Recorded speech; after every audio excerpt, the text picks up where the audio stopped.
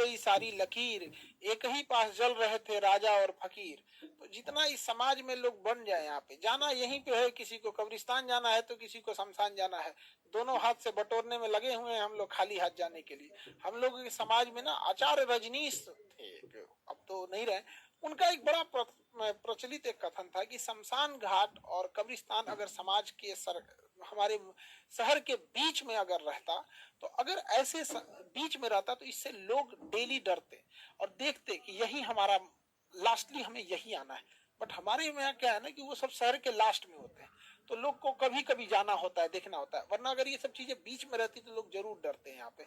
इसलिए कभी किसी को भी अपने ऊपर अहंकार नहीं करना चाहिए।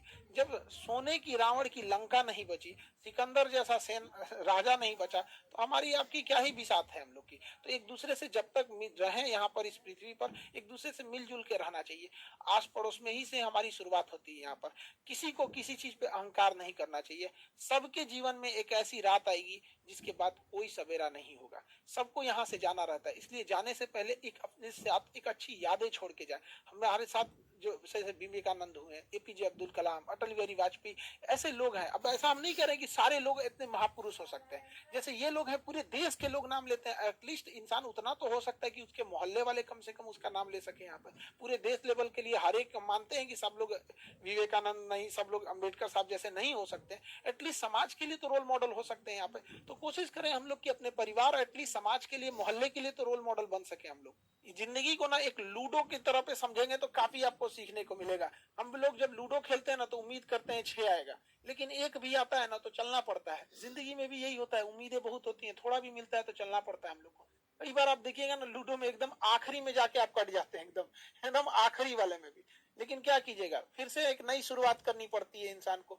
जिंदगी में भी ऐसे ही होता है, कभी कभी एकदम मंजिल के पास जाने के बाद आदमी बिखर जाता है, लेकिन क्या होगा, जिंदगी रुकती तो नहीं है। फिर एक नया सवेरा होता है, फिर एक नई शुरुआत करते हैं। और जिंदगी में भी कभी कभी क्या होगा ना, एक ऐसा भी मोड़ आता है ना, जब इन लूडो में भी देखिएगा, एक समय ऐसा आएगा ना कि जब आपके पास 6 आएगा लेकिन उसकी कोई जरूरत नहीं रहेगी, फिर उसमें आपको कम की जरूरत रहती है। कभी कभी ऐसा होता है ना लूडो में, क्या 2 आएगा तो हम पास हो जाएंगे, बट उससे ज्यादा आ जाता है। जिंदगी में भी एक दौर ऐसा आएगा ना जब इंसान के लिए पैसे वैसे की कोई महत्व नहीं रह जाएगी यहाँ पर। फिर इंसान सुकून शांति ढूंढने लगता है।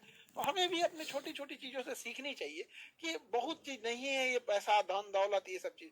इंसान बेहतर होना चाहिए एक दूसरे के प्रति। इसके बगल में बैठने वाले गरीब को एहसास नहीं होना चाहिए कि वो व्यक्ति गरीब है। जिंदगी चलती रहेगी अपनी यूं ही, लेकिन सबको मुस्कुरा के रहना चाहिए। जब हम मुस्कुराते रहते हैं तो एक पॉजिटिव एनर्जी बनती है हमारे आसपास में। उससे क्या होता है कि किसी भी विकट परिस्थितियों से लड़ने का एक मौका मिलता है। तो हर इंसान को मुस्कुराते रहना चाहिए। ज्यादा ये नहीं देखना चाहिए कि कौन क्या कर रहा है। हमारा समाज ने तो माँ सीता को अग्नि परीक्षा में बैठा दिया था। सोचिए, उन्हें वनवास हुआ था तो उनकी क्या ही गलती थी। उतना लंबा वनवास काट के आई, उधर रावण की लंका जली, क्या सोच के आई होंगी अपने गांव वापस अपने घर पे कि अब हम घर में परिवार के साथ खुशहाली से जिएंगे। लेकिन जब लोगों ने भगवान को नहीं छोड़ा, सीता माँ को अग्नि परीक्षा में बैठा दिया, तो क्या लगता है ये समाज हमको, आपको या आपके अगल बगल वाले लोग को छोड़ेगा?